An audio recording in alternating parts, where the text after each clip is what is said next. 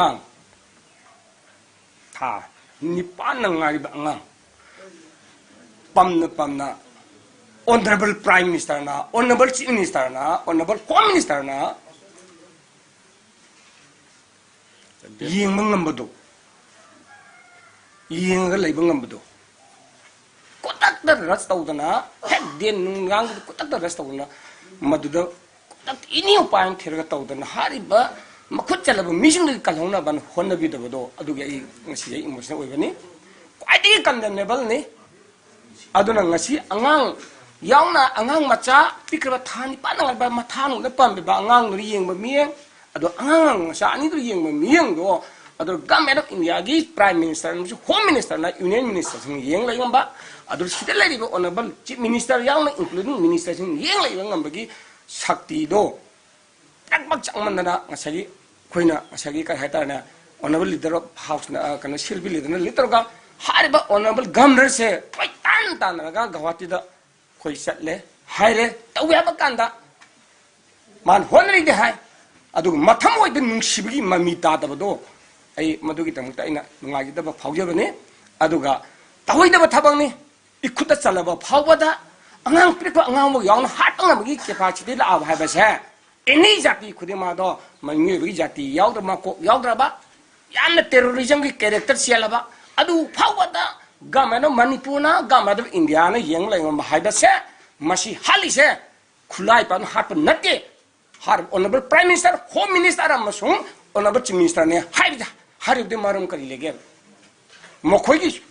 chuma da gi si kana le asam paile ni bese paile ni septe paile ni khudata helicopter thada khudta rasta wa matam da hat ba yaro he to ya thingobo kari kai ge e kana gi bede suida sinege bede tongan bamni khangna pikhabangang tawanga ma haida se humidity and humanitarian ground leitraba mi be samaj gi yawdrabdo madune ngase sindiment chok isada emotional oise aduna ngasagi haugi phawada honorable chief minister na khoi punna mak chala si haida haulta basi chu honorable prime minister da country se ki mapi yom ba se salaga member am ge right to khon to haba bu to da se se chu lebu thibani adubu matam leiri pung phuni ban nang tene khade honorable prime se out of Canada foreign da lei hare hek lak paga khudak ta khoi MLA punu che khoi leader house khoi leader poch kanana su sel bidus habi gare adu ai tharap ta gi su khoi gi sagi tarap ta gi su honorable chief minister na lit to biraga hari ba khoi hogi sagi bi su se khudak ta lusana na ba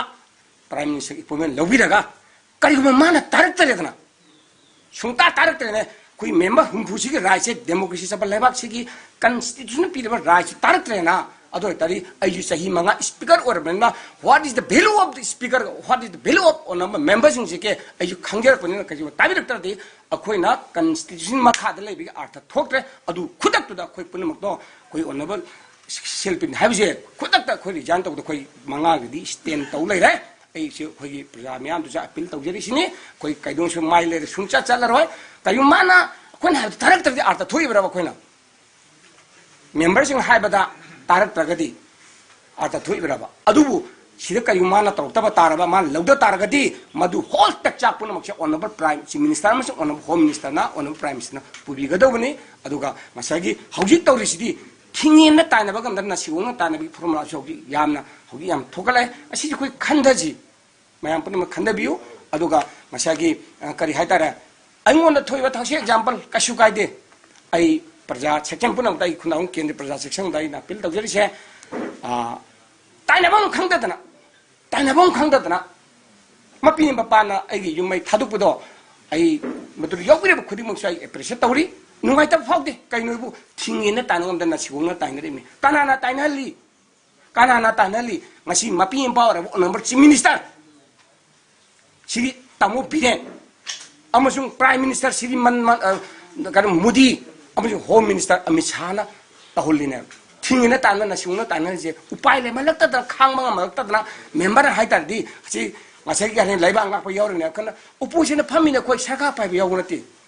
opposition gi role bi the only oversight karamba सरकार असोयम याव खुदम मधु लाले मधु सोरे है assembly लाउरगा कोई तौनरीदना अदु पुनमके one हजि Lowry खोंगी आई तबोम तका हजि थोइ इरांग से अखोई तमो रंजित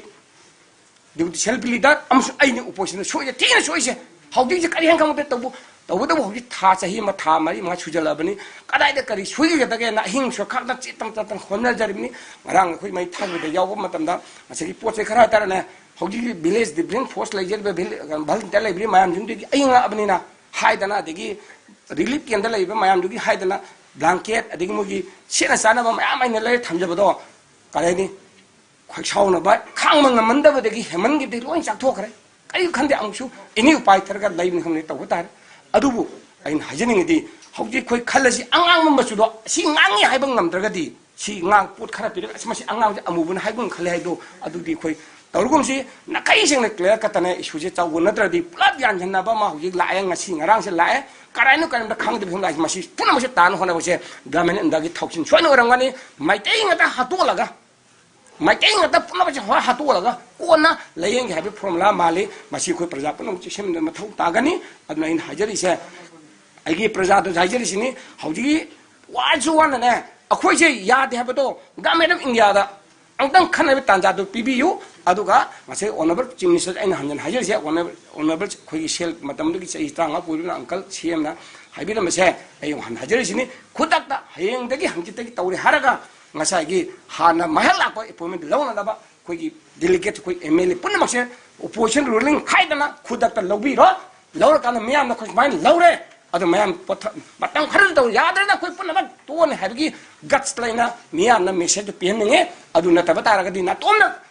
सकरी कन्म तोन कन मै दम तौरगदी खोइ लेबाक से प्लोय तुंगरा कान तोम लेहबोदि नुंगाइ रोय ए असम थमजगे अदु गाई लुसिंजरपदा आइगी प्रजा सेक्शन पुनमता आइगी खुनांग केंद्रले प्रजा सेक्शन जीपी तो लेबर प्रजा सेक्शन पुनम अपील तौजनिंग से ngसाइगी आई कैदोनसु प्रजादगी नथैरगा छुंचा चचरोय प्रजागी इनी डिसीजन दो क्लब खोई थांगे मिनरगा मणिपुर इमा लेबा काइबे यारोय थुगाइबे हाबदो खोई चंगजन मिनसी हाबजाई हाजगे अदुगा लोसिंजरपदा आइना इलेक्ट्रॉन प्रिमिदागी सिनाउजना आइना अपील तौजनिंग से याना नुगाइतबा थौदोकसे मखा तामुक थोकननाबा आई सोरिंग मपुंता आई सोर खुरुमजरिसिनी पिखरा आंगांग मसा तौरो फावदा खोई इनी जाति पुनमना करुंगा काना खोना लेरगासु आंगांग मसा नुपी मसा दा नुपा मसा दा सात्र सात्री सिंगदा कन ओनबदे मसिगक्तदी कमति पुनम ताइना पिल लसिंग अथल तौबिगनु सिने हेना मणिपुर लेबर प्रजा पुनम सिंगसे मीन सा सन उरगा मसागी सन्न सिबा मनाक्ते लेपदी प्राइज फंग हाबदो सोइदे थोइदे लेते हारेबा सोइबा कापिबा हालिबा मायाम दुसु मणिपुर लेबनी एने जाति पुनम अदो इतारदी मोना फतम तो खोइ पुनम चेन थदुनी मणिपुर लाबि सा ngakतनी हान खनगरगदी नखोइ होइदे लेरोय अदोना इनी खुत खुलाई पाइ हादुसु लोगी वांगमदा खोइ लेबा ngai न तो हादुसु मतो